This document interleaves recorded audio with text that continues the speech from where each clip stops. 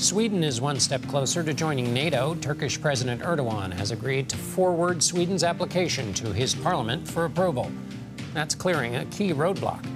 The agreement comes as leaders gather for the NATO summit in Lithuania. For more on this, let's bring in George Beebe. He's a director of grand strategy at the Quincy Institute. He also served as the former director of the CIA's Russia analysis. George, first I want to ask you, before we get to NATO, President Biden went to the U.K. and he said the relationship with the U.K. is, quote, rock solid. Has there been doubt, and specifically with respect to the designs of this trip, which is keeping NATO tight and keeping support behind Ukraine? Well, I think President Biden's statement is entirely accurate. There is a rock-solid relationship between the United States and UK right now. That's been the case for quite some time. The only exception being some time during the Trump administration where relations grew a little rocky.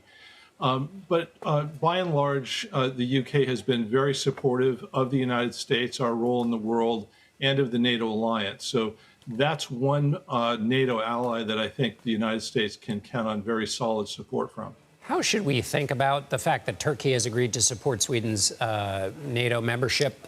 How big of a deal is that? And what's the larger importance of this? What does this tell us either about the strength of NATO or getting into NATO? How do you read it? Well, on the level of political messaging, this was very important for the Biden administration. The big story that they want coming out of this NATO summit is one of NATO unity. NATO is united in its support of Ukraine. NATO is united in its opposition to Russia's aggression. And Turkey could potentially have thrown a monkey wrench into that story in some way by blocking Sweden's accession to NATO. Clearly, Turkey was trying to use its leverage on this issue to strike the best deal it could. And I think Erdogan pushed until he realized that he got the best deal he could in return for releasing his block on Sweden's membership. So I think this is a good news story for the White House in all of this.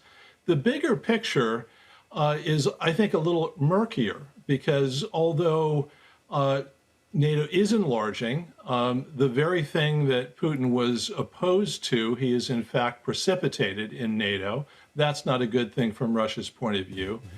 But the problem here is that I think Russia is going to react to this enlarged NATO, this much longer border that Russia faces with NATO member states, the even greater conventional superiority that the alliance has over Russia as a result of these new members, by increasing Russian reliance on its nuclear arsenal.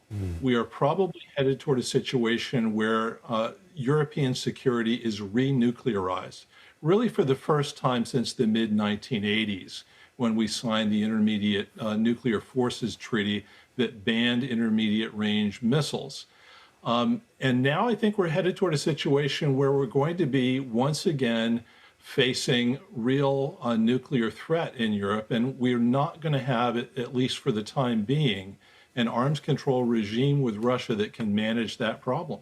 Is that then what's important about one of the objectives also is updating the NATO defense posture in Europe? Is that in keeping with the future that you just foretold?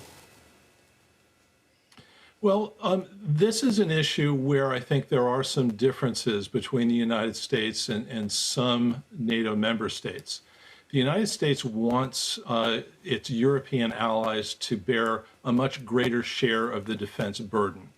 They're overwhelmingly dependent on the U.S. military for all kinds of military activities.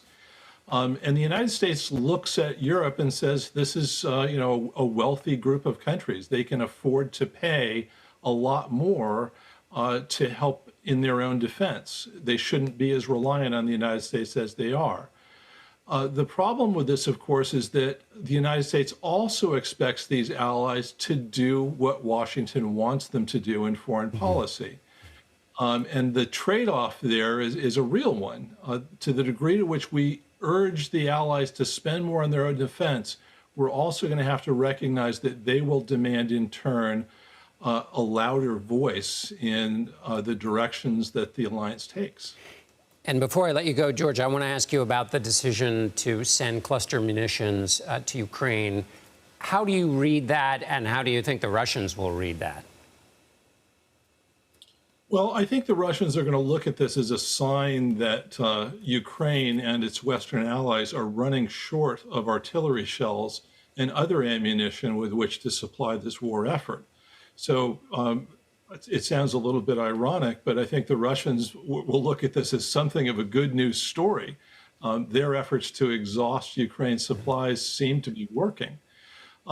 It's also a difficult one for the United States because we don't have many options for supplying Ukraine's artillery pieces. This is one of the only forms of ammunition we can supply them with, but it's one that raises real humanitarian concerns. And many of the backers of Ukraine's war effort in the United States and Europe are looking at this and wondering if this war is as black and white in moral terms as they once thought, and whether we ought to be thinking about some diplomatic off-ramps to this war. George Beebe with the Quincy Institute, thank you so much. You're welcome.